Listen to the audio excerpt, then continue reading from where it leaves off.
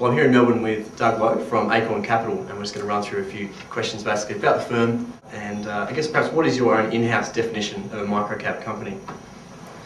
Right, Acorn was set up just over 11 years ago. So at that point in time, there was no definition of microcap sector or anything. It was just the All Ordinaries Index or the small lots. Yeah. Microcap was a word basically used in the States rather than here. Okay.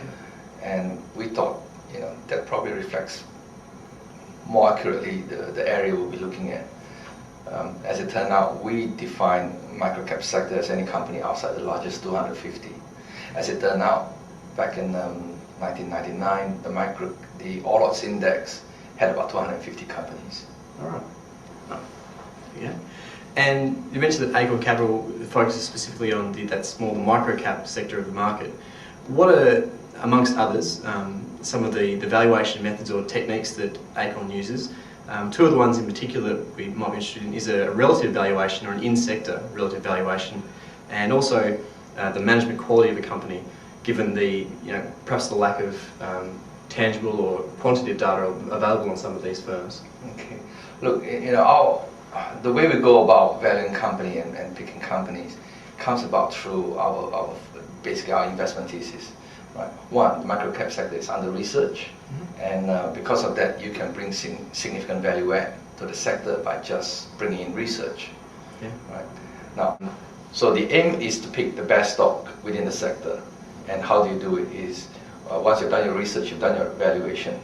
The ones that will be the best will probably, based on your scoring, will stand out. The ones that stands out. So by ranking them, you always end up picking the top quartile or something. So that's what we refer to in a general way, relative valuation. They're picking one stock relative to the next one that's available within the sector, rather than trying to compare an industrial with a gold company. Okay. So while we're actually talking about comparisons there, it's interesting to note that when Acorn Capital first came about, you mentioned about 11 years ago, in the Australian marketplace there wasn't actually an index or an equivalent microcap index, and that was one of the challenges that Acorn Capital had. To do this, they teamed up with the Australian Graduate School of Management at the time and actually formed their own microcap accumulation index. Yes. That process would have been quite a technical one, but what were some of the challenges with, I guess, not having an index, and then how does sort of Acorn go about that from that point on and going forward? Well, I think that one of the first challenge we had is really to construct the index, because that is the only way we can introduce the concept of a microcap sector investment into the marketplace. I think the preconceived ideas is that the microcap sector is very illiquid. Stock price is prone to manipulation. There are a lot of shonky management in that area, and without some numbers to back you and to show that the sector is a worthwhile area to invest in, it is very hard to sell the story, to convince potential investors that they should have an exposure to the microcap sector as part of their diversification process for their portfolio. Now, what we ended up doing, obviously, like you said, got involved with AGSM to construct the index, and some of those issues about liquidity pop up in the sense that how do you create an index that more reflects the sector?